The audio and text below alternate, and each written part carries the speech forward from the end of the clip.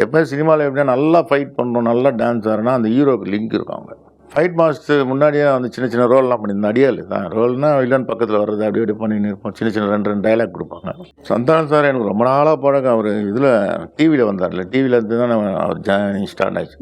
அப்போயே அவர் ஒரு இது எடுத்து அதிலே நான் பண்ணியிருக்கேன். அப்போதுலேருந்து எனக்கு பழக்கம்.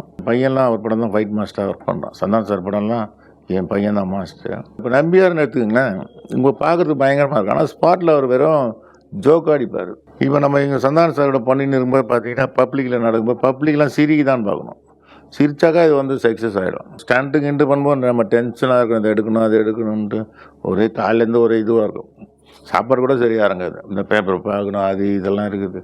இப்போ இவங்க கூட இருக்கும்போது ஃப்ரீயாக இருக்கும், ஜாலியாக இருக்கும். அப்போ அந்த காலகட்டத்தில் வந்து ஆர்ம்ஸ் நல்லா வச்சுருக்கேன். நான் தமிழ்நாடு செகண்ட் பாடி பில்டர்னால டெம்பிள்ஸ் எல்லாம் ஊருக்கு நான் ட்ரெயின்லேயோ பஸ்லேயோ எடுத்துகிட்டு போய்ட்டோம். திரும்பி பார்த்தா ரஜினி சார் வந்து சிப்பிங் ஆனுங்கிறார் பால்கனியில். அப்போ தான் தளபதி ரிலீஸ் ஆகி பெரிய ஹிட்டாகி என்னை யாருமே தெரியாத ஆள் தமிழ்நாடு ஃபுல்லாக இந்தியா ஃபுல்லாக தெரிஞ்சிச்சு. எங்கே போனாலும் அப்படி இப்படின்னு கை காட்டி பேசுகிறேன். அந்தளவுக்கு ஃபோக்கஸ் ஆகிட்டேன். இதை விடக்கூடாதுன்னு நானே வச்சுக்கினேன். அவ்வளோ அவர் சொன்னார், நான் வச்சுக்கினேன். தளபதி தினேஷ் அப்படின்ற பேர் வந்து உங்களுக்கு எப்படி சார் வந்துச்சு? ஸ்டண்ட் மேன் அப்படின்ற ஒரு ஸ்டண்ட் மாஸ்டர் அப்படின்றத தாண்டி ஒரு ஆக்டரா வந்து உங்களை யாரு ஃபர்ஸ்ட் ப்ரிஃபர் பண்ணுது சார்? கே சுபாஷ்னு ஒரு டைரக்டர் இறந்துட்டார் இப்போ. அப்போ வந்து பிரபு சார்கிட்ட நிறைய ஃபைட் பண்ணிக்கிறேன். பிரபு சார்லாம் நல்லா க்ளோஸாக பழகுவோம். எப்போ சினிமாவில் எப்படின்னா நல்லா ஃபைட் பண்ணணும், நல்லா டான்ஸ் ஆடுறனா அந்த ஹீரோக்கு லிங்க் இருக்கும். அவங்க ஆனால் நல்ல திறமைசாலியானாலும் லிங்க் இருப்பாங்க. அப்படி இருக்கும்போது நம்ம ஆனால் வந்து ஆக்சுவலி ஃபைட் மாஸ்டர் முன்னாடியே வந்து சின்ன சின்ன ரோல்லாம் பண்ணியிருந்தேன். அடியாள் தான் ரோல்னால் வில்லன் பக்கத்தில் வர்றது அப்படி இப்படி பண்ணின்னு இருப்போம். சின்ன சின்ன ரெண்டு ரெண்டு டைலாக் கொடுப்பாங்க, அதெல்லாம் பண்ணின்னு இருந்தோம். அப்போது பிரபு சார் ஹீரோ, இன்னும் உத்தம புருஷன் ஒரு படம்.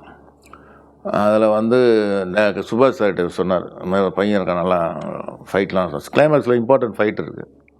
அதனால் சொன்னாங்க. பிரபு சார் சொல்லி டைரக்டர் போய் பார்த்தேன். சுபாஷ் ஆஃபீஸில் இங்கே போய் பார்த்தேன். அவர் சரின்னு ஓகே பண்ணி போட்டாங்க. கிளைமேக்ஸில் ஃபைட் சூப்பராக இருந்தது. அப்படி தான் வந்தது.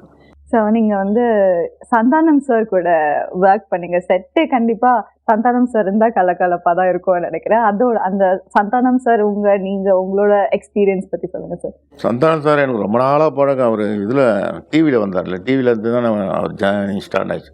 அப்போயே அவர் ஒரு இது எடுத்து அதிலே நான் பண்ணியிருக்கேன். அப்போதுலேருந்து எனக்கு பழக்கம்.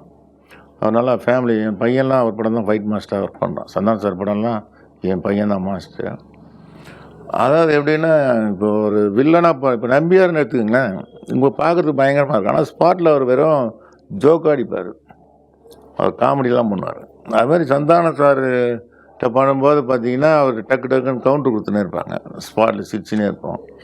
அப்புறம் அவங்க திங்கிங்லேயே இருப்பாங்க, இந்த ஷாட்டுக்கு என்ன பண்ணலாம். அப்புறம் அஸ்டண்ட்டை கூப்பிட்டு இங்கே பண்ணிக்கலாமா அப்படி பண்ணின்னு இருப்பாங்க. இப்போ நம்ம இங்கே சந்தானம் சாரோட பண்ணின்னு இருக்கும்போது பார்த்தீங்கன்னா பப்ளிக்கில் நடக்கும்போது பப்ளிக்லாம் சிரிக்கி தான் பார்க்கணும். சிரிச்சாக்கா இது வந்து சக்ஸஸ் ஆகிடும். ஸோ அந்த இப்போ ஒரு ஸ்டாண்டுக்கு இண்டு பண்ணும்போது நம்ம டென்ஷனாக இருக்கும், இதை எடுக்கணும் அதை எடுக்கணுன்ட்டு ஒரே காலையிலேருந்து ஒரு இதுவாக இருக்கும். சாப்பாடு கூட சரியாக இறங்காது. இந்த பேப்பர் பார்க்கணும் அது இதெல்லாம் இருக்குது. இப்போ இவங்க கூட இருக்கும்போது ஃப்ரீயாக இருக்கும், ஜாலியாக இருக்கும். தளபதி தினேஷ் அப்படின்ற பேர் வந்து உங்களுக்கு எப்படி சார் வந்துச்சு? அது எஜமான்னு ஒரு படம், ஆர் உதயகுமார் டைரக்ஷனு. அதில் ஒரு நல்ல கேரக்டர், நெப்போலியனுக்கு அசிஸ்டன்ட் மாதிரி வருவேன், த்ரோட் கேரக்டர். அப்போ வந்து ராஜமந்திரியில் ஷூட்டிங்கில் வந்து பார்த்திங்கன்னா அப்போ டெவலப் ஆகலை. நான் சொல்கிறேன், சுமார் ஒரு வில்லேஜ் எஃபெக்டில் இருக்கும். ஒரு லாட்ஜில் வந்து அப்போ லாட்ஜிங் கம்மினால ஒரு லாட்ஜில் போட்டாங்க.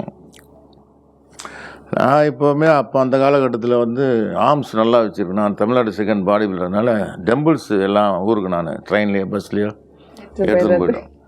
எடுத்துன்னு போயிட்டு ராஜமந்திரில் என்ன பண்ணுறேன், காலையில் நைட் தான் நான் இறங்கியிருப்பேன். காலையில் பால்கனி திறந்துட்டு நான் எக்ஸசைஸ் பண்ணுகிறேன். ஆர்ம்ஸ் வச்சுக்கிறேன். பால்கனி பெரிய ஹோட்டலில் தான் போட்டாங்க. பண்ணும்போது சைட்லேருந்து தளபதின்னு ஒரு குரல். திரும்பி பார்த்தா ரஜினி சார் வந்து சிப்பிங் ஆனுங்கிறார் பால்கனியில். சிப்பிங் ஆனி தளபதினு கூப்பிட்டு எப்போ வந்தீங்கன்னு கேட்டார். இல்லை சார் காலைல 4 மணிக்கே வந்தோம் சார்னு. ஆமாம் சார், என்ன சார் என்ன போய் நீங்கள் தளபதின்னு கூப்பிட்றீங்களேன்னு கேட்டேன். எனக்கு தெரியாதுல்ல, ஸ்ட்ரைக் ஆகலை. அப்போ தான் தளபதி ரிலீஸ் ஆகி பெரிய ஹிட்டாகி என்னை யாருமே தெரியாத ஆள் தமிழ்நாடு ஃபுல்லாக இந்தியா ஃபுல்லாக தெரிஞ்சிச்சு. எங்கே போனாலும் அப்படி இப்படின்னு கை காட்டி பேசுகிறேன். அந்தளவுக்கு ஃபோக்கஸ் ஆகிட்டேன். கேட்டேன் அவர், என்ன சார் என்ன போய் தளபதின்றீங்க? ஆமாப்பா, மம்முட்டிக்கு நீ தான் ஃபஸ்ட்டு தளபதி, நீ இறந்தவொன்னே தான் நான் அங்கே வரேன், ஆனால் நீ தான் தளபதி தினேஷ்னார். அவர் தளபதி தினேஷ்னு எடுத்து சொன்னார் பாருங்க, அப்படியே பிடிச்சிட்டேன். இதை விடக்கூடாதுன்னு நானே வச்சுக்கினேன். அவ்வளோ அவர் சொன்னார், நான் வச்சுக்கினேன்.